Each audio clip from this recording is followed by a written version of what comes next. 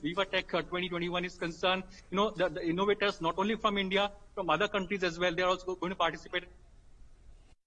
Right, and we now take you live to Prime Minister's keynote address at Viva Tech 2021. Excellency, my good friend President Macron, Maurice Levy, Chairman of the Publicis Group, participants from around the world, Namaste. Congratulations to the organizers for successfully organizing Viva Tech in this difficult time. This platform reflects the technological vision of France. India and France have been working closely on a wide range of subjects. Among these, technology and digital are emerging areas of cooperation. It is the need of the hour that such cooperation continue to grow further.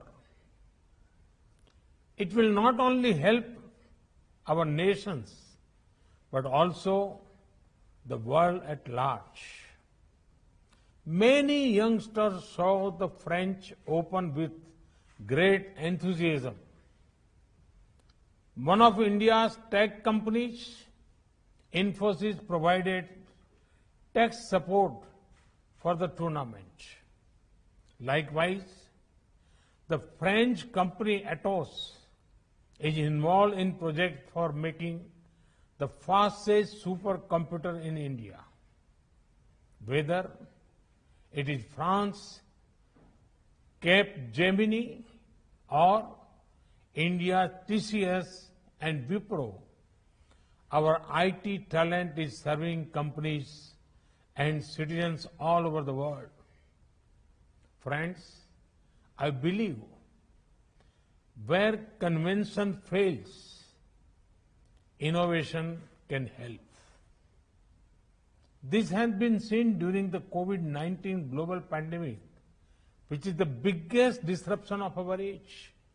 All nations have suffered loss and felt anxiety about the future. COVID-19 put many of our conventional methods to test. However, it was innovation that came to the rescue. By innovation, I refer to innovation before the pandemic, innovation during the pandemic. When I speak about innovation before the pandemic, I refer to the pre-existing advances which help us during the pandemic. Digital technology help us cope, connect, comfort, console. Through digital media, we could work, talk with our loved ones, and help others. India's universal and unique biometric digital identity system, Aadhaar, help us to provide timely financial support to the poor. We could supply free food to 800 million people and deliver cooking fuel subsidies to many households. We in India were able to operationalize 2 public digital educational programs, Swayam and Diksha, in peak time to help students. The second part, innovation, for the pandemic refers to how humanity rose to the occasion and made the fight against it more effective. In this, the role of our startup sector has been paramount. Let me give you India's example.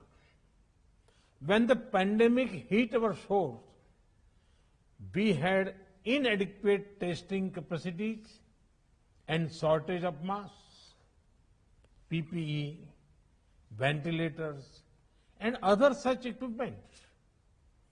Our private sector played a key role in addressing this shortage. Our doctors adopted telemedicine in a big way so that some COVID and other non-COVID issues could be addressed virtually. 2 vaccines are being made in India and more are in the development or trial stage. On the government side, our indigenous IT platform, Arogya Setu, enabled effective contact tracing. Our CoWIN digital platform has already helped ensure vaccines to millions. Had we not been innovating, then our fight against COVID-19 would have been much weaker. We must not abandon this innovative zeal so that we are even better prepared when the next challenge strikes. Friends, India's strides in the world of tech and startup are well known. Our nation is home to one of the world's largest startup ecosystems. Several unicorns have come up in the recent years. India offers what innovators and investors need. I invite the world to invest in India based on the 5 pillars of talent, market, capital, ecosystem, and culture of openness. Indian tech talent pool is famous across the world. Indian youth have given tech solutions to some of the world's most pressing problems. Today, India has 1.18 billion mobile phones and 775 million internet users. This is more than the population of several nations. Data consumption in India is among the highest and cheapest in the world. Indians are the largest users of social media. There is a diverse and extensive market that awaits you. Friends, this digital expansion is being powered by creating state-of-the-art public digital infrastructure. 523,000 kilometers of fiber optic network already links our 156,000 village councils. Many more are being connected in the times to come. Public Wi-Fi network across the country are coming up. Likewise, India is working actively to nurture a culture of innovation. There are state-of-the-art innovation labs in 7,500 schools under the Atal Innovation Mission. Our students are taking part in numerous hackathons, including with students overseas. This gives them the much-needed exposure to global talent and best practices. Friends, over the past years, we have witnessed a lot of disruption in different sectors. Much of it is still there. Yet, disruption does not have the mean despair. Instead, we must keep the focus on the twin foundation of repair and prepare. This time last year, the world was still seeking a vaccine. Today, we have quite a few. Similarly, we have to continue repairing health infrastructure and our economies. We in India implemented huge reforms across sectors, be it mining, space, banking, atomic energy, and more. This goes on to show that India as a nation is adaptable and agile.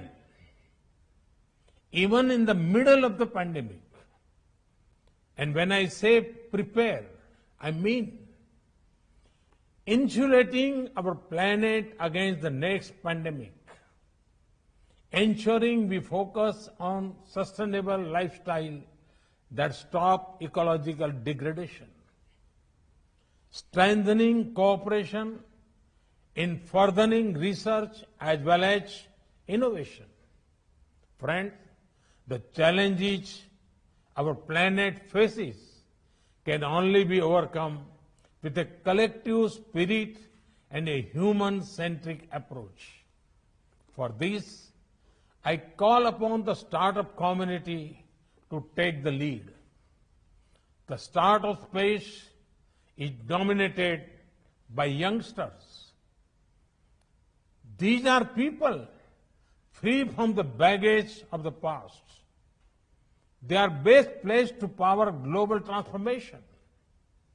Our startups must explore areas such as healthcare, eco-friendly technology including waste recycling, agriculture, new age tools of learning.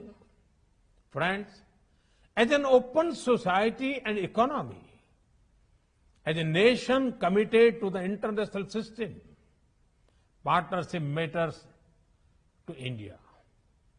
France and Europe are among our key partners.